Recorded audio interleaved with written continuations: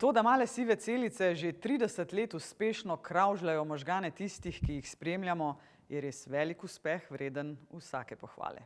Male sive celice se mi zdijo res super otroška oddaja, iz katere se lahko tudi sam veliko naučiš. Krepite znanje in spodbujajte znanje še naslednjih 30, 60, 90, 150 milijonov let. Ni še dolgo tega, ko sem bil jaz tudi osnovnošolec in sem tudi sodeloval v oddaji Male sive celice. Jaz imam neverjetno lepe spomine na obdobje najstništva, otroštva, sem sploh in še zdaj vedno rada spremljam vašo oddajo. Hvala lepa za vse lepe trenutke v otroštvu, vse najboljše za prvih 30 let. Super mi je, kako poživljate, kako spodbujate zvedavost, iskrivost med mladimi. Vse najboljše za 30 uspešnih let. Vse najboljše ob obletnici, v željo, da pač to nadaljujete še naprej. To je kar izjemen dosežek, da že toliko časa obstaja ta izjemna oddaja. In najlepša hvala, da se vsakič znova vedno kaj novega naučimo.